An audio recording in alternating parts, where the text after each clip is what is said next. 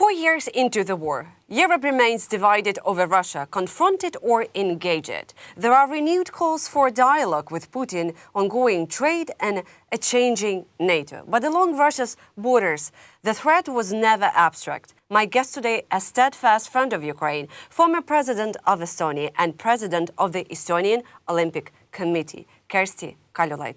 Madam President, welcome, and I'm happy to see you here in the studio of Channel 24. Thank you for your invitation.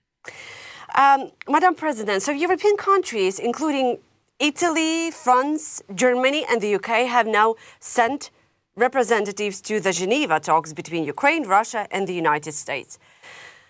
Why does Europe see an opening to enter the negotiation process at this stage of the war after 4 years of a full-scale invasion? Well, my guess is that because Americans are talking to Russians anyway, then the Europeans do not want to risk ending up, facing the conclusions of that talks and then having to negotiate among ourselves a fait accompli. So they want to be behind the table, not on the menu, so to say. That's probably what is the driving force. But I will have to remind our viewers that it's not European initiative. Europe, in a sense, is accepting the facts on the ground, which have been created by United States of America, and therefore they want to make sure that they are not left out of the debate and discussions. Madam President, there are also voices in Europe, as I said in my intro, that they are calling for, renewed dialogue with Putin. Somebody's like Emmanuel Macron saying that we have to call him again. Chancellor of Germany saying that it's going to be empty calls, no sense in it. So do you see this as a necessary diplomatic channel? Let's call it that way, diplomatic channel, or more as individual countries seeking their own arrangements and leverage with Moscow? I don't think they are seeking their own arrangements with Moscow, but they are seeking varied channels which could look less formal, maybe, to open some kind of discussion to analyze what is the feeling on the other side, to keep, the touch of the things. I think that is what we see, what is going on. I don't think nobody's planning to sell out European interests in getting behind the table themselves. This is not the case. And as I said, I think the main motivation for that is the Americans talking to Russians. Madam President, we're speaking just after the Munich Security Conference over, where European leaders again was focusing on Russia, on NATO and Europe's long-term security. And as I opened a trailer of the Munich Security Conference 2026, I saw on the big screen the elephant. And it says, it's time to address the elephants in the room. From your perspective, other than Russia, who else are those elephants? One of the elephants certainly has been called J.D. Vance. I think that is even the vocabulary analog. So basically, indeed, I think we need to discuss, how the world has changed and how it is changing, how China's economy, in addition to United States economy, is developing compared to the European economy. That European economic prowess is not growing is certainly making our windows of opportunity smaller. And I believe this was what was behind the ideas of the organizers of the security conference when they started their planning. Of course, you start planning and create slogans quite long before the conference takes place. So new connotations may arise, and maybe this was also the case for this time. But I believe these were the elements. We need to have an honest discussion. Elephant is there, so let's talk about him or her. Yeah, or him or her. Okay, so European leaders spoke about deterring Russia and strengthening NATO. And yet, at the same time, Europe is discussing strategic autonomy and even a possible nuclear umbrella without the United States. From where Estonia stands, is this about making NATO stronger? All this approach, or preparing for a future in which Europe may have to defend itself with less certainty about the United States guarantees? Well, Estonia has had to adapt like all countries, and like small countries, well, what you try to do when the ice is breaking, you try to find the biggest pieces of ice which can carry you forward. And of course, Europe is one of our these hopes, and the other is Nordic-Baltic 8 for the Baltic states, which is a group of countries which are very similar in their worldview, ready to spend quite a lot on their defense, also doing it, therefore maybe being more confident than Central European nations are about our ability to defend and deter. So basically, these are the things which we're doing. We really were quite assured that NATO and its main kind of security provider, United States, is indeed where our focus on security discussions has to be. But the world is changing, so your eggs have to be in different baskets. And luckily, we have built already for a decade really good defense cooperation, practical cooperation with French, Danes, Brits, many countries who have been participating in EFP. Also, Estonia and Germany have frank and honest debates and discussions since the beginning of the Ukraine war, which started about what kind of equipment we can transfer to Ukrainians. And now is, reaching to the stage what kind of contribution Germany can provide to the European defense, which in case would be strong enough to deter Russian threat, even if there may be temporary, I hope, misunderstandings about the Americans' role in it. You think about nuclear deterrence, I'm very much welcoming in discussing this issue, how the French deterrent, which is the most independent deterrent, can indeed create a nuclear umbrella all over the Europe. As I said, you have to have different umbrellas nowadays, and you cannot rely on one world power. Also, maybe because politics has become quite unpredictable. 5 years from now, situation may be changed. Americans are the most reliable partner, and who knows what is going on in Central European countries. Different umbrellas. Okay, that sounds very clear. But still, a lot of debate still revolves around how not to provoke Russia.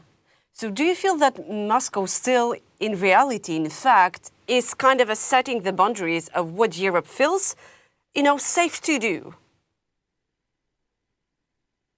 I believe that those countries who have to think about nuclear conflict risk, those who themselves are nuclear powers, they have kind of a different sensitivity towards other nuclear powers. And I know Ukrainians are quite dismissive about, for example, Russian tactical nukes, saying that if you die, it doesn't matter, whether it was a tactical nuke or a conventional tool.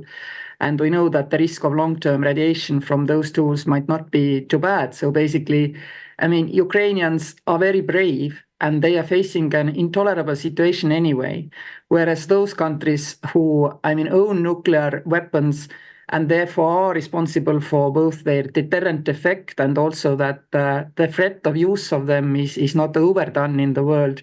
They think differently, and while we may not share their fear, I understand it is there.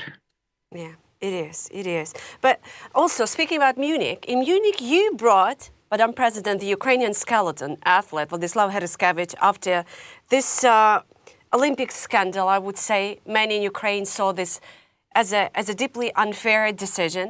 And some also argue that IOC is losing its reputation for neutrality and increasingly appears biased toward Russia.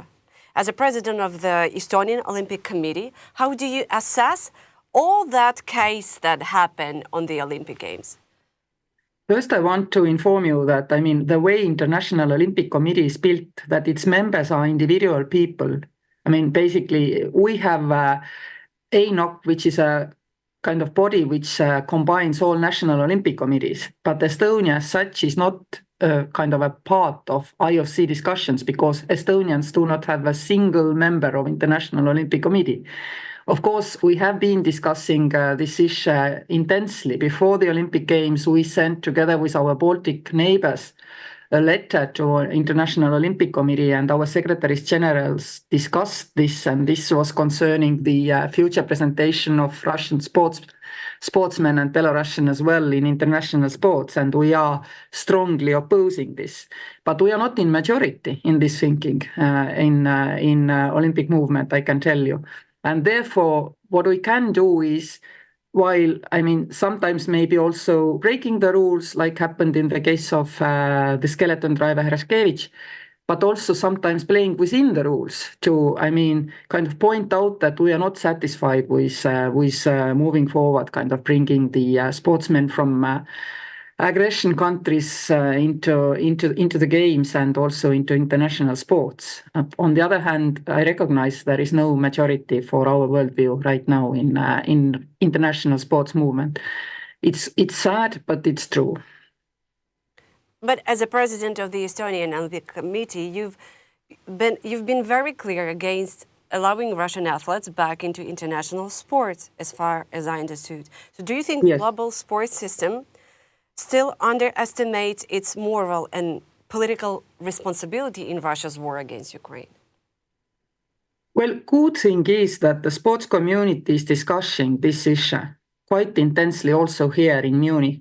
And therefore, it cannot kind of slip anybody's eyes that there is an issue about, I mean, if sport is about peace, then, I mean, can it be, I mean, standing for peace, standing aside from the most intense conflicts in the world, or it cannot.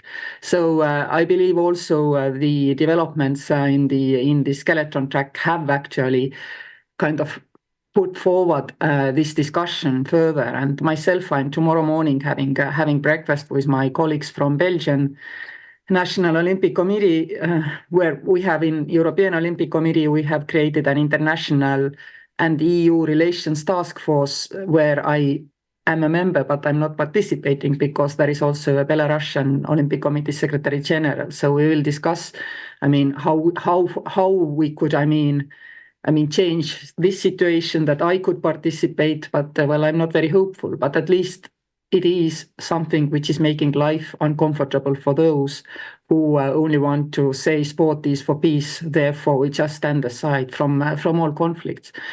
On the other hand, I would also like to say that maybe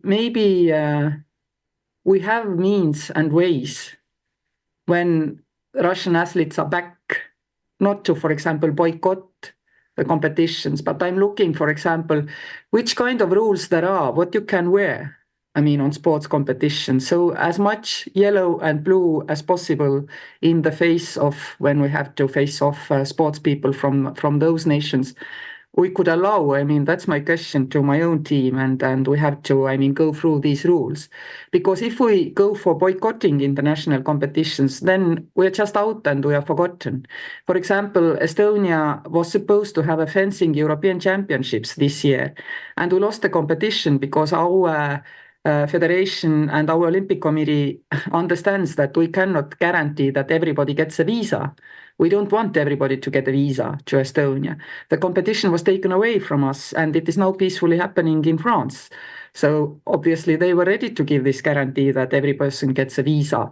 So it's a kind of ongoing fight where we are kind of having to invent and find smart ideas all the time to keep the issue on table, even if it is not resolved in a way like our moral compass shows.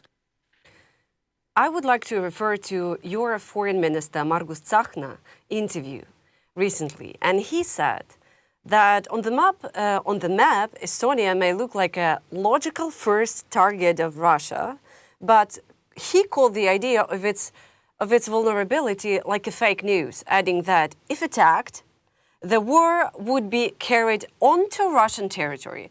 Does this reflect a Baltic view that security today is not only about defense, but about credible retaliation against the aggressor? Well, this is what the NATO's, force programming plan has been itself making itself ready for. I mean, if you listen to, for example, former soccer General Kaali, he says that if European nations will fulfill the NATO's decision about its force buildup, then all these messages hold true. Now, the question is how quickly we can reach that point, that we're able to do it. And it is pretty obvious that, Nordic Baltic countries are rushing forward quicker than the others, spending more than the others, and getting themselves, more ready I mean, to be able to really make it understood for our adversary on the other side of the Lake Peipus that it's not worth trying here in this corner of Europe, because these are the countries who have exercised their mindset, also their political mindset, as you can hear from Minister Tsahkna, that, I mean, we may need to act very, very quickly. On the other hand, you must not forget that, I mean, we are not alone. We have French troops, British troops in Tapa, which is 100 kilometers from Russian border. And it's a numerous amount of soldiers, clear messaging to Russia that not worth a try. Yeah, that was actually, Madam President, my next question. Do you feel like NATO today is like one for all and all for one? This approach, do you feel safe in terms of a possible somehow Russian aggressions against your country? The troops of our British and French and other allies have been posted to Estonia in full knowledge that in Estonian law, if we come under aggression, we do not first call Brussels and start discussing, I mean, what to do next, but we will fight. And they are under the command of 1st Estonian Brigade, Infantry Brigade. So basically, I mean, it's kind of a foregone conclusion that if Russia attacks, then our allies will be fighting side by side with us. And this is what is, I mean, deterring Russia, because they knew there will be no time for discussions in Brussels because it will already be a foregone conclusion. Everybody knows that in NATO, everybody knows that also in Brussels. But of course, I mean, the political messaging and listening to generals can be quite different. And luckily, I also have the chance to hear what is General Grinkevich saying, what other generals in NATO saying, our own generals. They are doing very practical things, very practical preparations to be ready to deter and, if absolutely necessary, to defend. And they are keeping this vector going in the same direction all through these 4 years, despite kind of political fluctuations. So this is what actually gives me the courage to think that the deterrence is really not failing us. Yeah, you're right, because when I'm opening what generals are thinking, what analysts are thinking about possible Russian invasion in NATO, and lots of people saying that NATO is dead as United Nations, for instance. And then some people are saying NATO as strong as never been before. And sometimes I'm thinking, like, where are we? Where is the truth? Yeah, I mean, that's how I explained to you. I mean, mechanically, it has now been built into NATO because of the EFP presence in the Baltic states, that this is where we are. I mean, practically, if Russia attacks, there is no way of avoiding a conflict between NATO and Russia. And therefore, Russia probably will not attack because Russians know this very well as well. And of course, I mean, political messaging for nations which do not maybe feel comfortable with this truth is different than the military preparations are. And I believe that has always been this way in the world. But nowadays, where everything is so open, so transparent, and we know probably much more of NATO's force planning than we would have known during the Cold War, this is the state of play where we have to openly discuss these different feelings in political circles and in military circles. Estonia has taken some of the toughest measures in Europe regarding Russian citizens and especially former military personnel. Where, in your view, is this line between necessary state security and collective responsibility toward Russians as a society? Well, basically, you being Russian has nothing to do with it. I mean, you may be also a citizen of whatever country. If you have fought on the Russian side, I think you are a security risk. And we believe that taking sharp and smart measures when this issue starts to kind of rise to the fore, because many soldiers are leaving the front, going back to the civilian life, we are going to see, I mean, problems which are linked to these persons. And we will see them all over Europe, because Europe is a Schengen area, and once in, you can move wherever you want. So having an open and honest discussion, what risks, I mean, these persons pose for our societies is a valid discussion to have. And of course, Nordic and Baltic countries have never been shy of having these discussions. Whether Estonia is harsher, I mean, I don't know. I mean, our borders crossings are still one of the very few at the NATO's eastern front which are open to travel well, between Russia and Schengen space. Our Nordic neighbors have closed the borders quite a long time ago. So I think, I mean, we are doing what is necessary for our safety and security, each and every country, depending on where Russians try to kind of create chaos and problems for different countries. Reactions have to be proportionate and they have to be measured to the problem you are facing. Yesterday I was reading an analytical article and I have a question for you. For decades, there has been a certain Western fascination with the great Russia, with its scale, with its culture and geopolitical weight. And today we sometimes, see similar narratives emerging about China even. So why do Western societies, from your perspective, keep falling into this attraction of Russia to authoritarian great powers?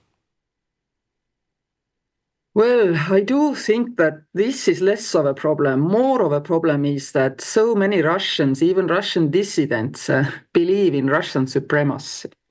I mean, what Europeans believe is less of a problem, but what Russians themselves think, we know that even those who oppose deeply the Putin regime are very divided. There are those who say Russians are a nation like any other and should fit into international world order, abide by the rules. And then there are others who still believe that Russians are something special.